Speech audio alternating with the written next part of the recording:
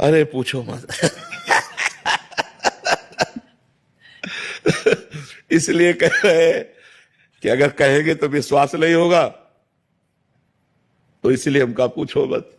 अगर हम कहते हैं कि दुख मिट जाता है तो आप उंगली हमारे ऊपर उठा दोगे। तो अगर कहोगे मंत्र जपने से क्या दुख मिट जाते हो, अगर हम कहते हैं हाँ, तो आप कहोगे आप ही भोग रहे हो, अभी तक क्या मंत्र नहीं जप पाए क्या। बात यह है कि पूर्व जो प्रारब्ध निश्चित हो गया है उसे भोगना पड़ेगा।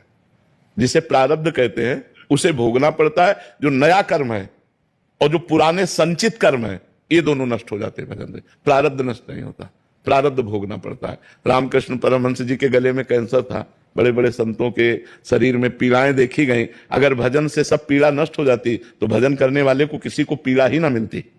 आप विचार करके देखो, जितने बड़े बड़े संत या कोई भी भगत है, पीड़ा से युक्त पाया जाता है, क्योंकि उसके प्रारब्धों का नाश होता है। पूर्व संचित कर्म भस्म कर देते हैं भगवान, और क्रियमाण माने वर्तमान में जो हमसे गलती होती है उसे क्षमा कर देंगे। लेकिन जिस समय हमारा शरीर बनाया गया था, उस समय जो रखा गया है कि 20 वर्ष में तुम्हारा हाथ टूट जाएगा, 25 वर्ष में तुम्हारा सर फूटेगा, तुम्हें कैंसर, वो सब होगा, वो सब होगा, चाहे भजन करो या ना करो, उससे कोई फर्क नहीं पड़ता।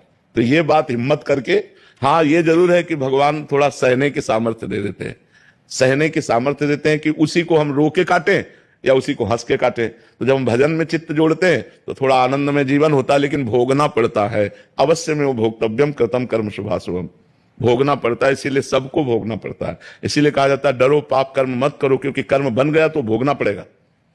अभी मनुष्य जन्म है तो नाम जप करके, भगवान का आराधन करके, तीर्थयाटन करके, दूसरों की सेवा करके आप मिटा सकते हो।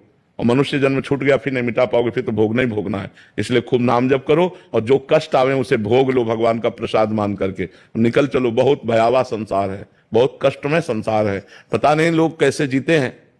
यहां तो हर क्षण किसकी शरण में जाए, सब असमर्थ है। कोई भी बताओ ऐसा है जिसकी गोद में सर रखकर रोया जाए और हमको निश्चिंत कर दे। क्योंकि जिसकी सर में हम गोद रख करके रोना चाहते हैं वो भी असमर्थ है, वो भी बेचारा काल के अधीन है, वो भी मृत्यु के अधीन है, वो भी भययुक्त है, वो पूर्ण समर्थ तो नहीं है। और जो पूर्ण समर्थ वो दिखाई नहीं दे रहे हैं, यही है, सबके अंदर है, सबके बीच में है, हमारी सुन्न है। लेकिन हमें लगता है प्रगट में कोई होना जिसके गले लग करके हम अपने दुख को वर्णन कर सके, हम रो सके, कोई हमें प्यार से कि आप निश्चिंत रहिए, हम है ना। वो ये करते नहीं है, छुपे छुपे डोलते हैं, पर्दे में रहते हैं माया के। देखो एक सीमा है जहां तक तुम्हें भजन आनंद और जो असीम आनंद की